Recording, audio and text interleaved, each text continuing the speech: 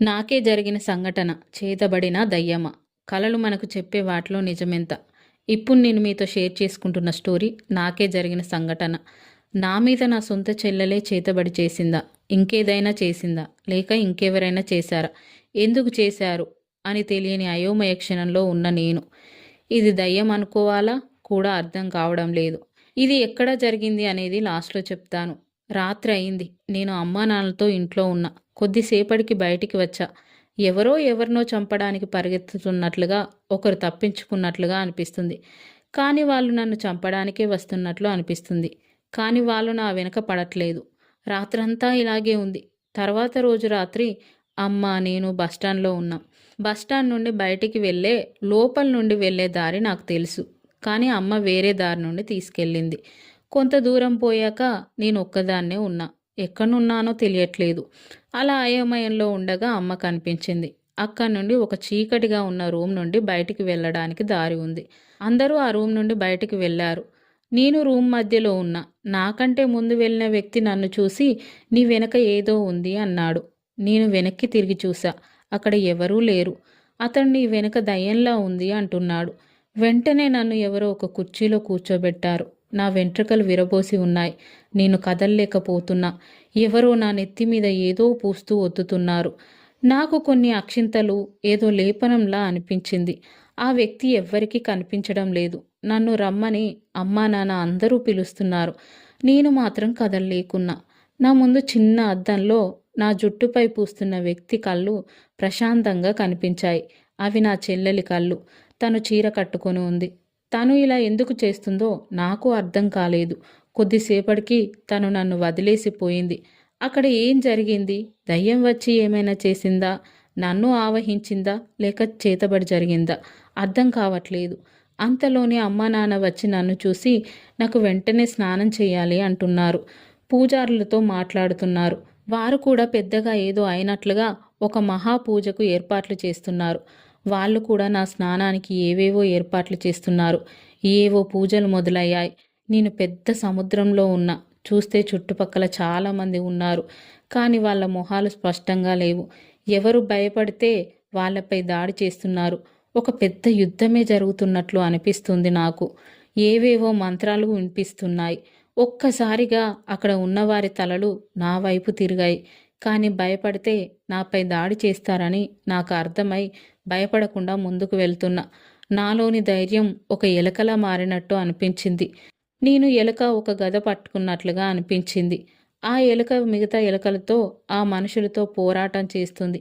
ఈ జరుగుతున్న పోరాటం నేను మీకు నార్మల్గా చెప్పినట్టుగానే అనిపిస్తున్నా అక్కడ జరిగేది మాత్రం గ్రాఫిక్స్ స్టైల్లో ఒక ప్రీ క్లైమాక్స్కి కావలసినంత విధ్వంసం, ఇంట్రెస్ట్ ఇస్తుంది. చూసేవాళ్ళు కళ్ళు ఆర్పకుండా చూస్తారు. ఇది మొత్తం సినిమా రూపంలో తీస్తే ప్రీ క్లైమాక్స్ ఎలా ఉంటుందో ఆ రేంజ్లో ఉంది. కొద్దిసేపటికి ఆ ఎలుక ఇంకో ఎలుకని ప్రేమతో ఒక ముద్దు పెట్టుకుంది. నా నుంచి ఏదో వెళ్ళిపోయినట్టు అనిపించింది. ఆ పోరాటం కూడా ఆగిపోయింది.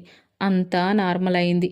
కానీ ఇది ఎవరు చేశారు? ఆ తర్వాత నా చెల్లెలు నా దగ్గరికి వచ్చింది. తను శారీ కట్టుకొని లేదు, డ్రెస్ వేసుకొని ఉంది.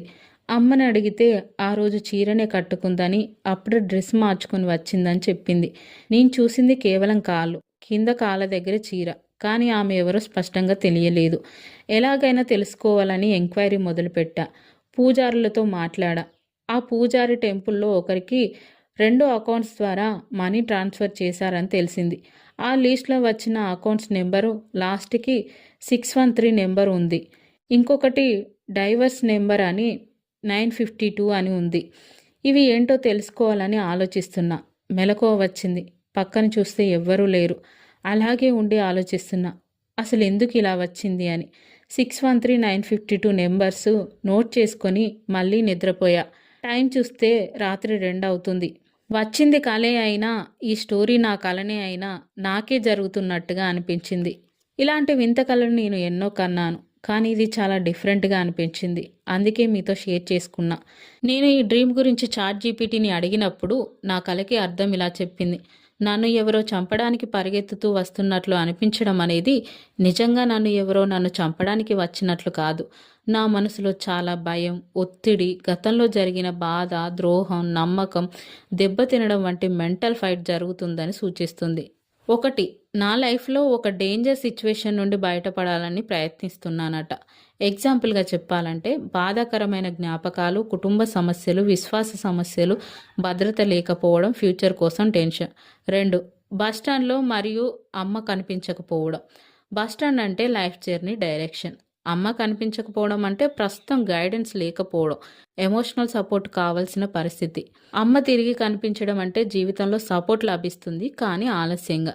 3. చీకటి రూమ్ మరియు బయటికి రావడం కష్టంగా ఉండడం. ఇది మైండ్లోని గాఢమైన భయాలు, సీక్రెట్స్, అన్రిసాల్వ్డ్ పెయిన్స్ని సూచిస్తుంది. మీరు దాన్ని ఎదుర్కోవడానికి ప్రయత్నిస్తున్నారని అర్థం. 4. వెంట్రుకలు విరబోసుకోవడం అండ్ అక్షింతల లేపనం. ఇది పూజ, ప్యూరిఫికేషన్, నెగిటివిటీని తొలగించే అరుదైన కళ. ఏదో దుష్ప్రభావం లేదా చెడు ఎనర్జీ, నాజర్, జెలసీ, బెట్రయల్ నుండి భయపడతారని అర్థం.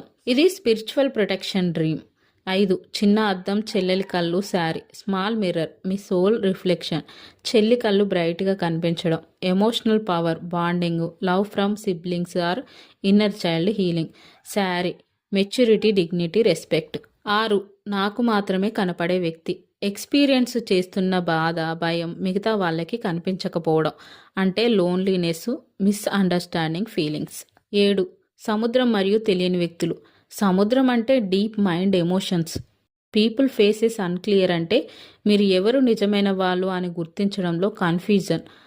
వారు దాడి చేయడం అంటే మీకు ఎదురవుతున్న ఎక్స్టర్నల్ ప్రెజర్, కాంపిటీషన్, కాన్ఫ్లిక్ట్. 8. భయపడకుండా ధైర్యంగా ఎదురు నిలవడం. ఇది మీ శక్తి మేలుకోవడం. మీరు ఇప్పుడు భయాన్ని జయించే స్థితికి చేరుకుంటున్నారు. 9. ఎలుకగా మారడం. ఎలుక ధైర్యంగా ఫైట్ చేయడం. చిన్న రీసోర్సెస్తో పెద్ద సమస్యలను జయించే శక్తి. Humble but powerful character. మీపై ఎవరో చేసిన ద్రోహం, వంచన నుండి బయటపడడం. 10. ఎలుక ప్రేమగా ముద్దు పెట్టుకోవడం. ఎలుక ఇన్నర్ సెల్ఫ్, ఎమోషనల్ ఫామ్. ఇంకొక ఎలుక మీ పాస్ట్లో మీరు బాగా ప్రేమించిన వ్యక్తి.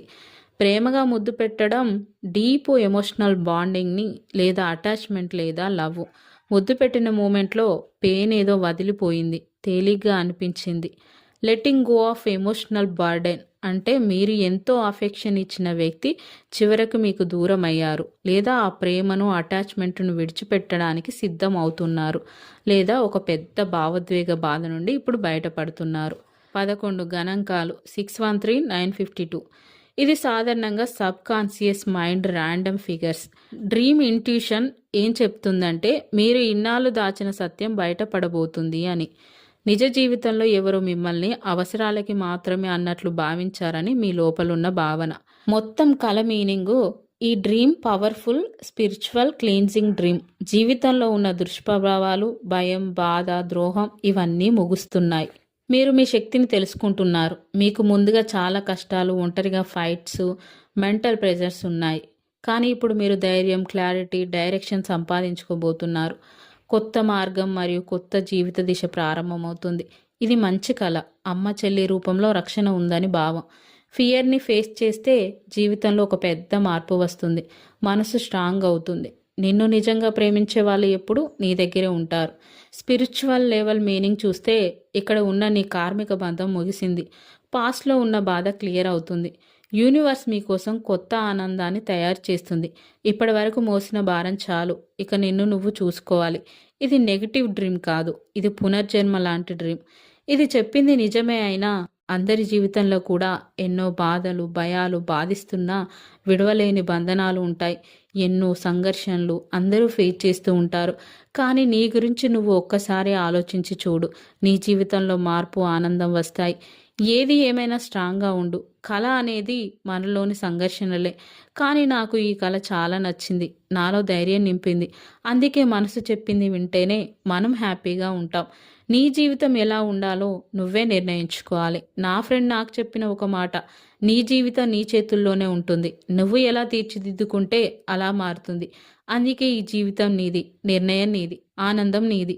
నా కళ దాని అర్థం మీకు నచ్చినట్లయితే వీడియోని లైక్ చేయండి, మీ ఫ్రెండ్స్కి షేర్ చేయండి, మా ఛానల్ని సబ్స్క్రైబ్ చేసుకోండి, పక్కన గంట సింబల్ వస్తుంది నొక్కండి, నోటిఫికేషన్ ఆల్ సెట్ చేసుకోండి.